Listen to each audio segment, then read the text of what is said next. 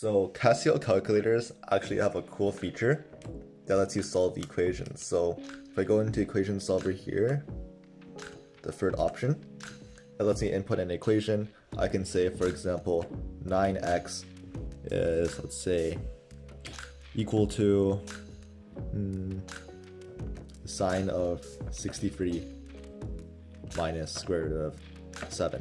Okay, pretty random stuff. And now if I solve, it's gonna ask me to enter an initial value, whatever that means. Let's go with 5. And then it's gonna give us an approximate answer. So this is a pretty cool feature. However, you might be wondering how this actually works. So in today's video, I'm going to explain to you how this feature actually works and how you can replicate it by yourself. Alright, so the way that it works is that the computer uses, let's call it the Newton-Raphson method. So it's just a formula to approximate the nearest root of a function, and it goes of x of n plus 1 is equal to xn minus f of xn over f prime of xn.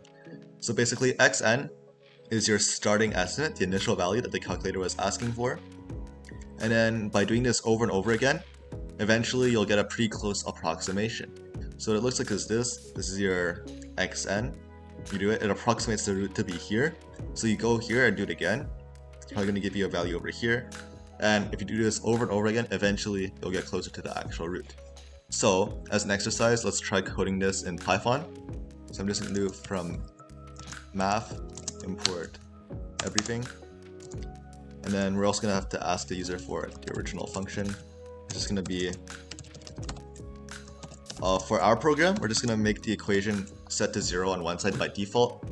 If you have terms on both sides, just make sure to bring them over to the other side. I don't want to add code to the program so that it does the collecting for you. We're also going to need an initial value. It's going to be equal to eval input. And the reason I choose eval is that sometimes, let's just say, I entered in the value pi, so just pi, like that. Normally that wouldn't work, but this time it would because I imported the pi constant from math. So it would actually evaluate that to be a number. So now let's define our f of x. So what we're going to do is take the original function and basically just evaluate it, right, after replacing the x with a number. But there's a few cases that we need to watch out for. So we're just going to iterate through every character in the original function. If it's safe to use, then we're just going to add it. Otherwise, we need to make some changes. So we're going to have a new string is equal to, just make it empty for now, and then for I in range original string, the length of original string. So the first case, if the character is equal to x, well, normally we'd replace x with the number that we're substituting in, right? Well, the first case is if the number before the x, or the character before the x, is a number.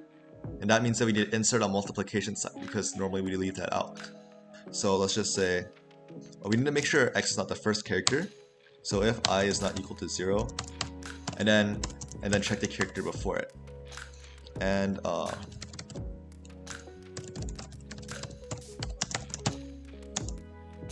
is in, let's say, 0, 1, 2, 3, 4, 5, 6, 7, 8, 9. That's just checking if the character is one of these numbers.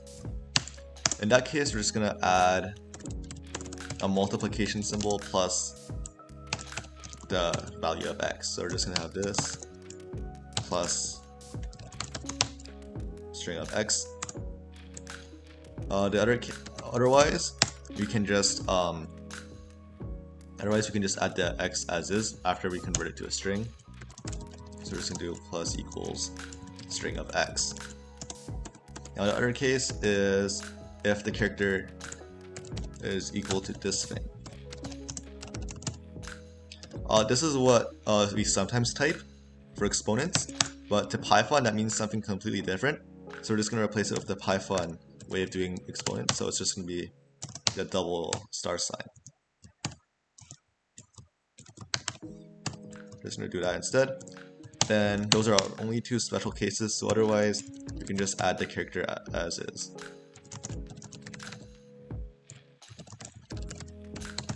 Alright, next we can just return the value we get once we evaluate this this new function. Alright, next part we also need f prime of x. So I'm just going to use the limit definition, but I'm just going to set h to a very low value, so then we're just going to use the formula, return f of x plus h over f of x divided by h. I'm not going to round it yet, I'm going to do the rounding on the final step. So now that we've got our two methods, we can run our formula. So it doesn't tell you how many times to do it, but I'm just going to say let's just repeat it 100 times. After that point, we should have a pretty good estimation. So let's do this 100 times. We're gonna do a try. We're gonna wrap this in a try case, but our initial value is just gonna be our initial value, but we subtract f of initial value over f prime. Alright, and now the except is for zero division error, because sometimes f prime, the initial value will be equal to 0. So in case of that, we're just gonna do a pass. We won't go any further. And now at the very end, we can just print our root.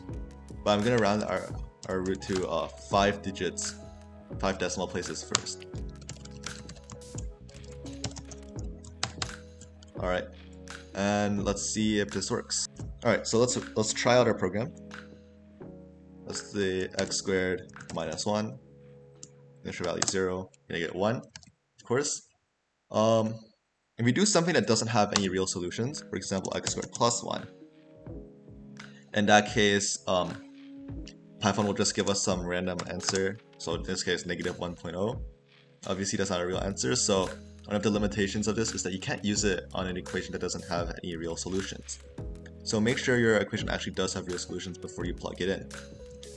Let's try something a bit harder. Let's do 2x cubed minus 3x squared minus 8x plus 12. Initial value, let's set it to 0. You're gonna get 1.5. If you do factor this, you will find that x minus 3 over 2 is indeed a factor of this polynomial. The thing is, it can only find one solution at a time.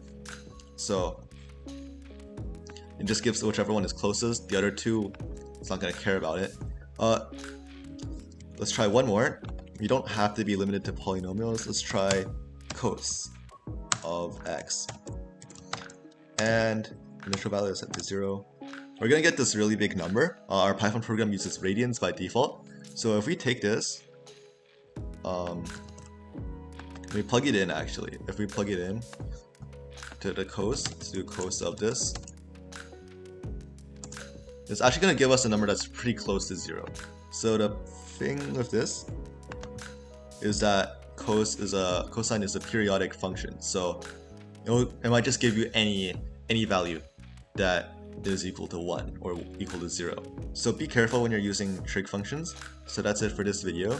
Obviously this is a very simple implementation and there's lots of ways I could improve it, but I hope you got the general gist of how your calculators solve these equations.